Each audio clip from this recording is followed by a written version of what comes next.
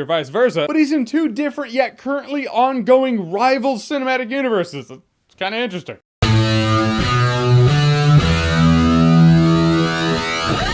Ant-Man and the Wasp. So Ant-Man and the Wasp is the sequel to Ant-Man and the newest movie in the Marvel Cinematic Universe. In this one, Scott Lang becomes Ant-Man again, and Evangeline Lilly has become the Wasp. And they team up because a new situation needs fixing, and an old situation needs fixing. A lot of things happen in this movie. It requires their attention. I just love Paul Rudd as Ant-Man, you know? Paul Rudd just oozes relatable and flawed character you want to root for. He's the underdog. He's a true underdog. In fact, this movie just screams underdog. I don't know why, but when I think superhero, Evangeline Lilly wasn't the name that came to mind. It was when she was in Lost, but Lost was over years ago. And she's back as a superhero, but Paul Rudd and Evangeline Lilly today just...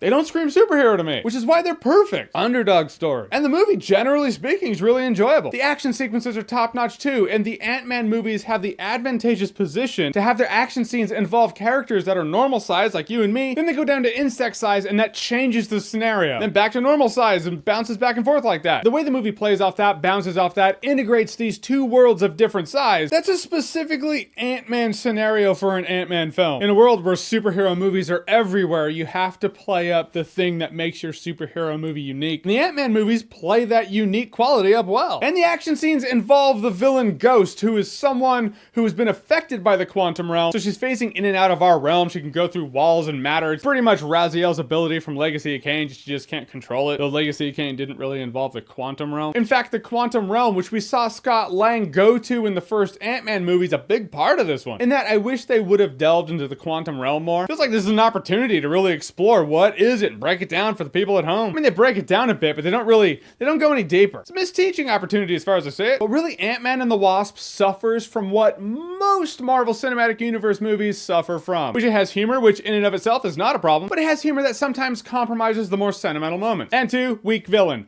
There are exceptions. I'm not saying it happens all the time. Thanos was awesome. But really, if I had to put my money on it, those two flaws are the flaws that are in a lot of the Marvel Cinematic Universe movies, and they're in this movie too. Also disappointing because Ghost has the opportunity to be a very sympathetic character. As it stands, they don't hit it home as well as they probably thought they did. In fact, 2018 in general, Thanos and Killmonger. It looked like Marvel Studios was in the phase of learning from the past. That's why it's a little disappointing now after those two movies and their villains. Seeing Ant-Man and the Wasp do a bit of a backstep in that department, and really there were too many irons in the fire in terms of villains or antagonists. One, you have Ghost, someone who can phase through matter because of the quantum realm coming after him. Then you have the FBI because Scott Lang is on house arrest and he's not actually supposed to be out there doing this stuff, but he is, and make them think that he's actually still at home. That's an added complication. Then you have Walton Goggins, who's a criminal, and he's coming after him too. That is the most out of place element in this movie. Why is Goggins in this movie? Why is there a band of criminals coming after him that they also have to dodge? I'll actually tell you the reason they're in it. Because if the car chase sequences were only comprised of FBI agents, you couldn't do really destructive shit to get away from them. Like that scene right there, you'd be like, oh my gosh, that agent, is he okay? Did he break his neck?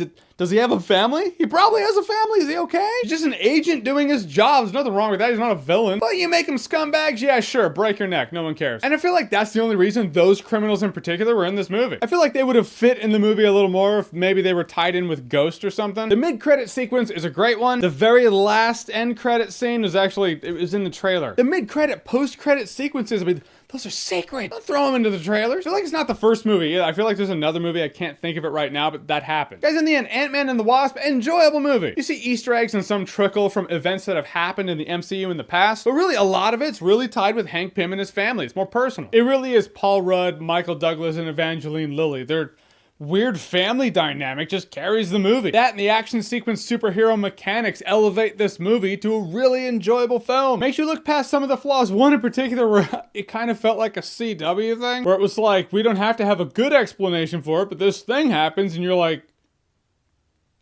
I'm not really sold on the Evangeline Lilly Paul Rudd romance. Probably because I feel like most of it that built in between the two movies, they kind of talk about it, but we didn't see it. So when she's pissed at him, you don't really feel like he lost a girlfriend or anything. And she shows affection for him or she's flirting with him, it just kind of feels out of place. Like, where'd that come from? I know in the first movie it was building a bit there, but I just don't buy it. I like the first Ant-Man movie more than Ant-Man and the Wasp, but still had a really enjoyable time with this one. In fact, I had a really good time, no alcohol required. Funny little side note, on the thumbnail of my Ant-Man review, there's actually a little me on my shoulder but I feel like the picture got so pixelated when you upload it to YouTube, and then the thumbnail is so small, no one caught it. So it is what it is. All right, so Ant-Man and the Wasp, have you seen it? What did you think about it? Whatever you thought, comment below, let me know. And as always, if you like what you've seen here and you want to see more, click right here to see more.